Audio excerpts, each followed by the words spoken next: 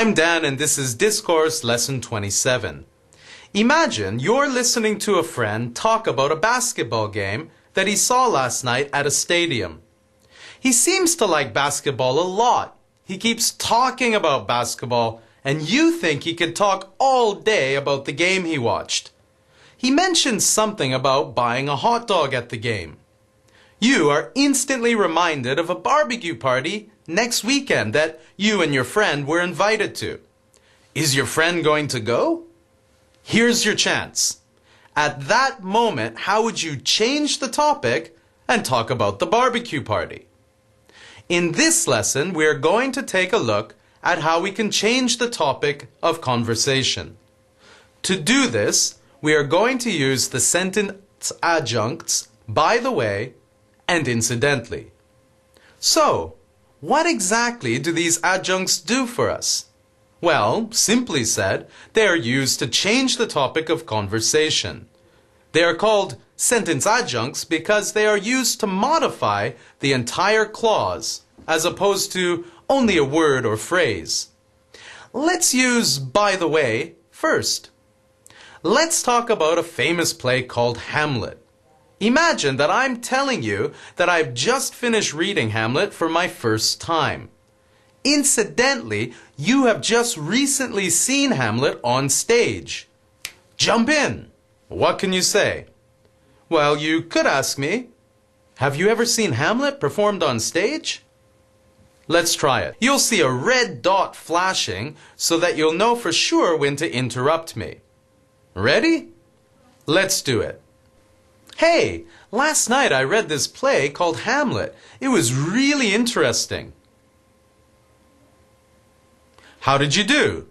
You should have said, oh, by the way, have you ever seen Hamlet performed on stage? If you said this, then you understand the target for this lesson. Oh, but there are a couple more points that I would like you to be aware of.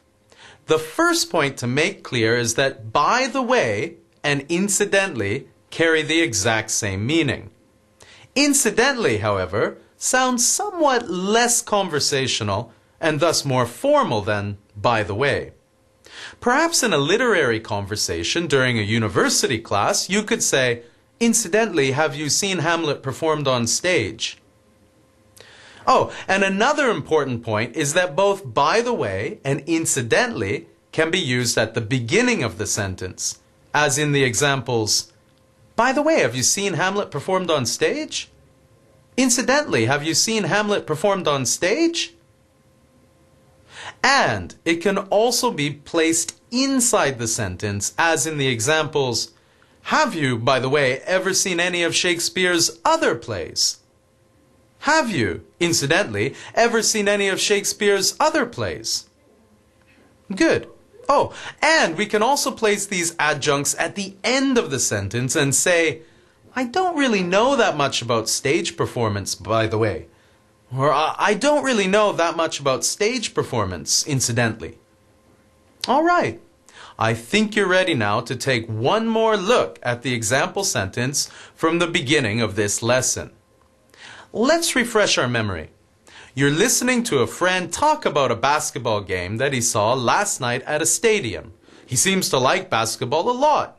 He keeps talking about basketball, and you think he could talk all day about the game he watched. He mentions something about buying a hot dog at the game. You are instantly reminded about a barbecue party next weekend that you and your friend were invited to. Is your friend going to go? Here's your chance. At that moment, how would you change the topic and talk about the barbecue party? What could you say? Well, I would say, hey, by the way, are you going to the barbecue party next weekend? This would be the most casual and common way to jump back into the conversation and change the topic. I think incidentally would be too formal a word for me to use in this situation. But there is something else I might say, and that's, hey, speaking of hot dogs, are you going to the barbecue party next weekend? In this sentence, I've pointed out a link between hot dogs and barbecue parties, and successfully and conversationally change the topic away from basketball. Okay, that's it for Discourse Lesson 27.